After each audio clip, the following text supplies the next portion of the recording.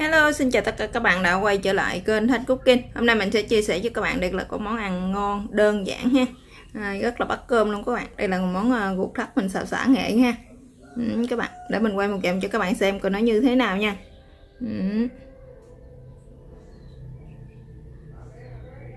Các bạn thấy không?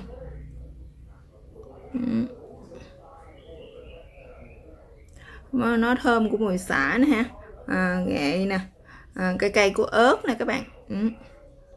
Cái ruột thắt này thì nó hơi dai dai ha, hơi mặn mặn nè, hơi ngọt ngọt nè, ăn cũng rất là bắt cơm luôn nha các bạn. Giờ các bạn muốn biết mình làm cái món này như thế nào thì mời tất cả các bạn sẽ vô bếp làm cùng mình nha. Mời các bạn.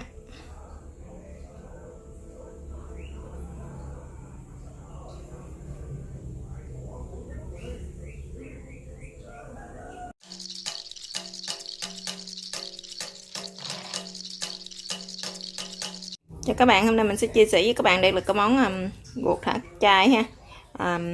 Mình xào xả nghệ nha các bạn.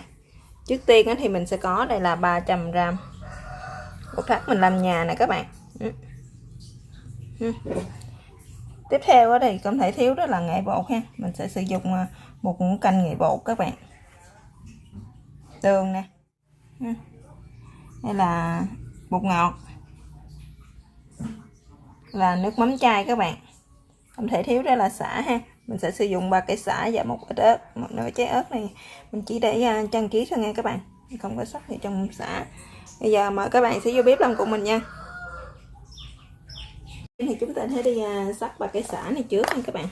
Sả thì chúng ta đập dập nha để cho nó thơm á.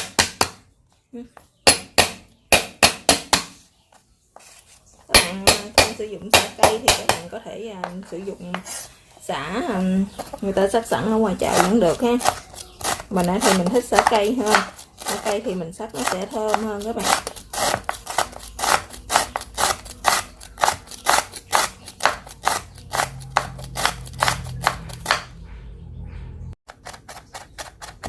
Sả giờ thì chúng ta đã băm nhuyễn rồi nè các bạn.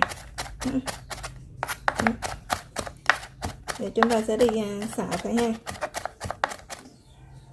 Chúng ta sẽ bắt một cái bếp chảo lên trên bếp nha, để cho cái chảo của chúng ta nó nóng thì chúng ta sẽ cho dầu vô nha các bạn. Các bạn phải cho khoảng 2 muỗng canh dầu ăn gì đó ha. Rồi bây giờ thì mình sẽ bỏ một muỗng xả băm vô nha, để chúng ta xào nó luôn các bạn, xào xả cho nó thơm ha.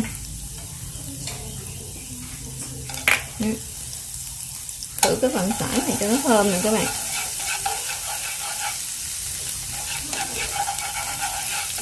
Rồi bây giờ sả mình nó thơm rồi thì chúng ta sẽ cho một muỗng canh bột nghệ vô nha.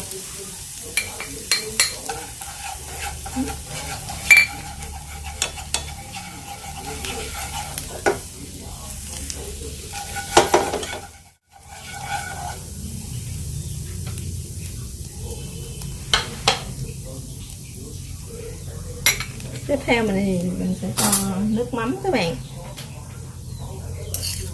nước mắm chai ha, 3 muỗng canh nước mắm chai.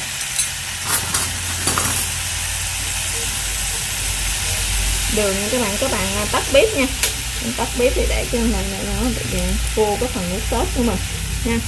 Đường mình sẽ cho 2 muỗng đường.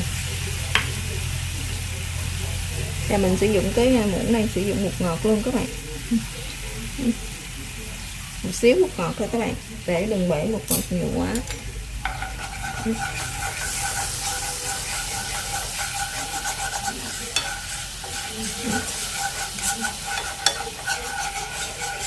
Bây giờ các gia vị của chúng ta nó đã tan rồi thì chúng ta sẽ cho cái phần ruột thắt này vô các bạn.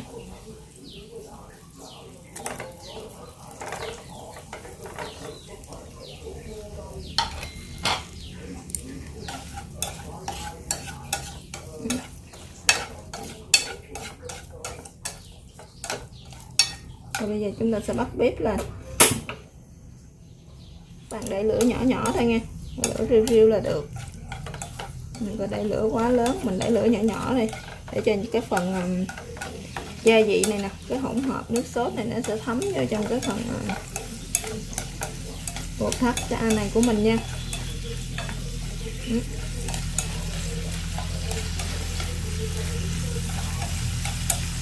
Các bạn muốn cái màu nó vàng hơn ha thì chúng ta sẽ cho thêm bột nghệ. Bây giờ mình sẽ để lít nhỏ nhất, chúng ta cho thêm bột nghệ các bạn, tạo thêm có cái độ màu vàng vàng ha.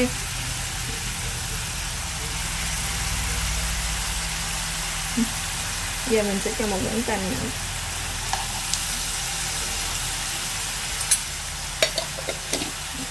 Giờ mình sẽ xào nó lên để tạo cái màu vàng hơn cho nó đẹp ha các bạn.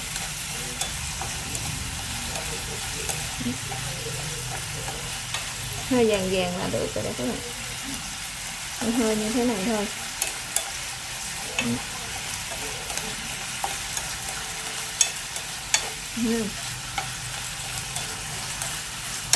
Bạn ghiền 5 phút ha cho nó khô cái phần hỗn hợp này nha các bạn, nước sốt này nè cho nó thấm đều vào trong cái phần thấp này của chúng ta, rồi chúng ta nêm thử lại coi nó vừa ăn hay chưa nha.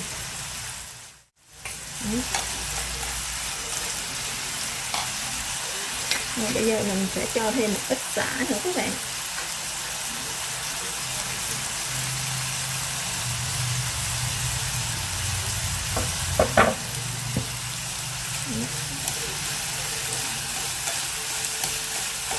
Các bạn nào mà muốn nó hơi cay cay ha thì các bạn có thể ớt nãy thì chúng ta có thể băm ra, hoặc là các bạn có thể cho ớt bột lên thêm nha. Giờ mình nêm thử coi nó chưa ăn hay chưa nha các bạn. Nó hơi lạc các bạn. Mình sẽ cho thêm nước mắm nha. Mình sẽ cho một muỗng canh nước mắm chai nữa các bạn.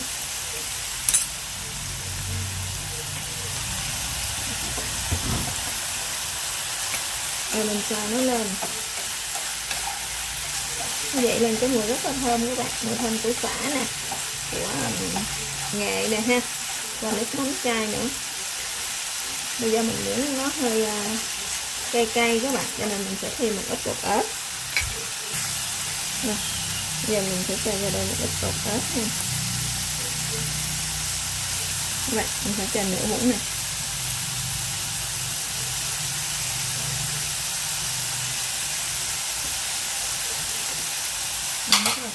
Rồi chúng ta xào lại để cho nó khô nữa là được nha. Các bạn nó lên một cái màu vàng, cái màu vàng của nghệ ha.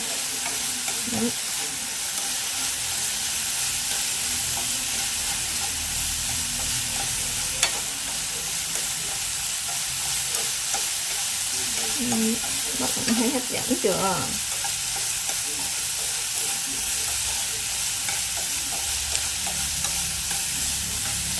Rồi bây giờ mình nêm lại cho nó vừa ăn hay chưa nha.